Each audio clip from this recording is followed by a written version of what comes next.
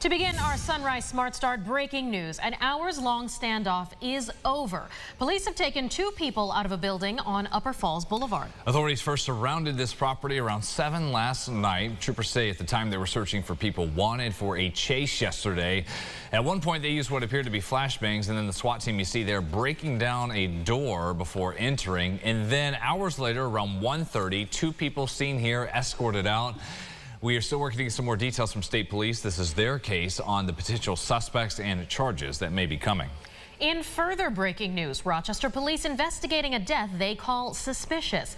Officers say they found the body in the basement of a home just before 6 yesterday on Ravine Avenue.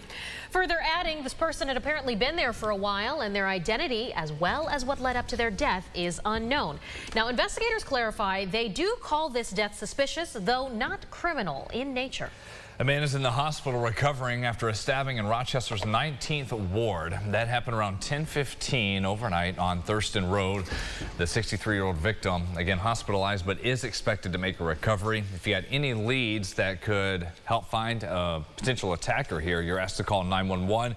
And as we get more updates from authorities on each of these breaking cases, we'll share that with you throughout CBS Mornings when we see you every half hour this morning and on our website, rochesterfirst.com. Today, the man accused of kidnapping a Brighton teenager back in March, he'll be arraigned on his new charges. In addition to the original kidnapping charge, 40-year-old Serdar Osman faces 2 counts of first and second-degree criminal sex acts. Now, this Brooklyn man was arrested after the victim had been found alone in a New York City apartment. Osman's appearance will be today, 9:30 this morning.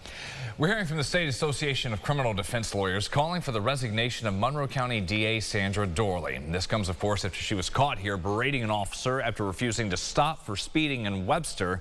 The association claims she used her position and power in that role to avoid getting a ticket. Despite her recent apology, agreeing to take the ticket and to pay the fine and trying to hold herself accountable, the association says the request to not be issued a traffic summons violates the rules of professional conduct, and Dorley's other actions and statements undermine the integrity of the office of the DA.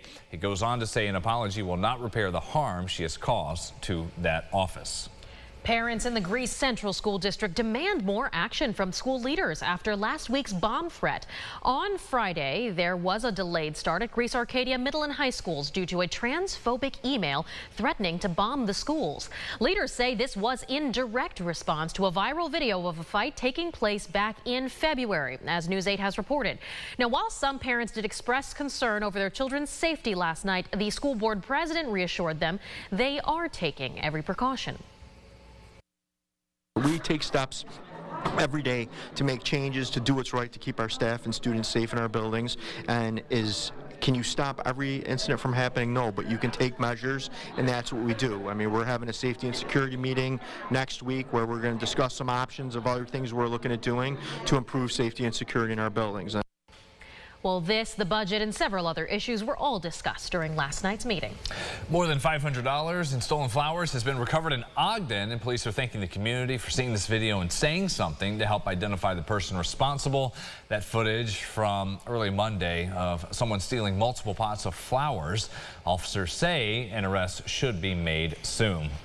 To what we know on the new details this morning about a nurse in Monroe County fined from the state for creating false vaccine records for many kids. Yeah, quite a lot going on with this. So Ron Spitzer is joining us live in the studio, breaking down what we know about this person and what's next for those young students. Ron.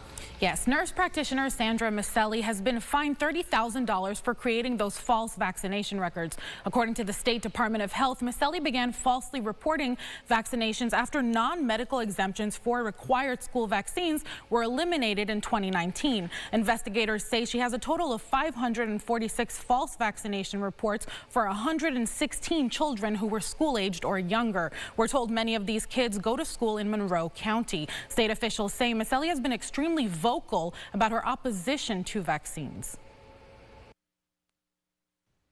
Vaccines are safe and effective, and they're the best way for any individual and for a community to prevent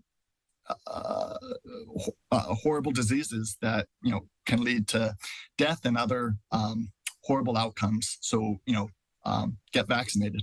Misselli is also banned from administering vaccines that must be reported to the state's immunization system. It's important to note parents in schools of affected children will be contacted if a child's vaccine records are invalid. Impacted students will need to have updated vaccines before returning to school. Guys, back to you. All right, thank you very much. Aram. Well, layoffs are coming for some employees at Monroe Community College. Parts of the institution's multi-year plan to cut costs. Now, in a statement, school officials say that despite the reductions, they want to ensure the continuity of students' learning experience. News 8 did speak with one sociology professor, though, who says that cutting faculty will directly affect students at MCC. And the union representing staff says that layoffs ought to be a last resort. The truth is that we do not have too many faculty for our current enrollment. And in fact, cutting faculty could potentially put classes at risk and result in additional class cancellations, which would negatively impact our students. And she adds that they are meeting with the administrators, trying to agree on maybe implementing other cost-cutting measures. For example, freezing college travel. In a statement, the college says anyone who will be affected will be given at least one full year before any layoff takes effect. The budget for the upcoming fiscal year for Rochester City Schools, worth more than $1 billion, has passed. Leaders highlight investments made in literacy, enhancements to bilingual education programs, counseling, athletic expansions, and increasing support for the career and tech ed program. The plan also includes cuts for staffing in certain programs. The superintendent, Dr. Carmine Peluso, blames reductions for that on the end of federal stimulus funding. We did reduce 53 positions here essentially and we did add positions back in federal stimulus to our school positions, right? And made some decisions about what we support here centrally and what we support here in schools. We just have to continue to move it forward, and we do have to right-size this district, so that's coming.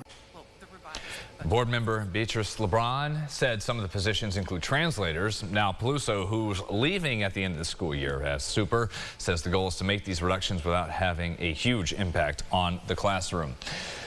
Approaching 6:55, gonna check in with James in the forecast in just a second. First, the roads, and how about that view? If you woke up in the middle of the night, heard the thunder, lightning, heavy downpours, much different story there headed out this morning. And on our expressways, we are clear of any accidents. Let's keep it that way headed out there this Wednesday morning. Looking about as beautiful as we can expect the skies to look here a little bit later, James. Yeah, we're working on it to see a little bit of clearing overhead. That will continue to expand. Maybe still a lone random shower or two here and there.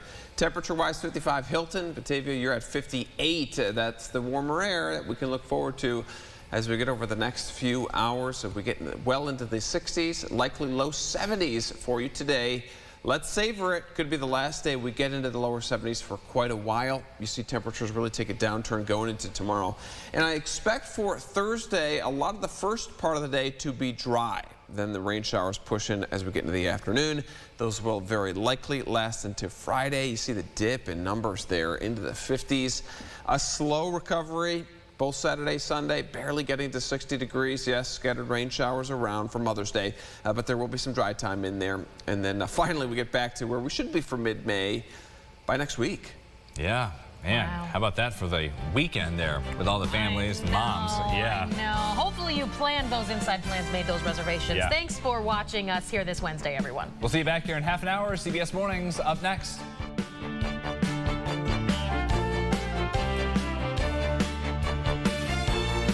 Follow News 8 wherever you are on RochesterFirst.com, Facebook, Twitter, and on our app for news and weather.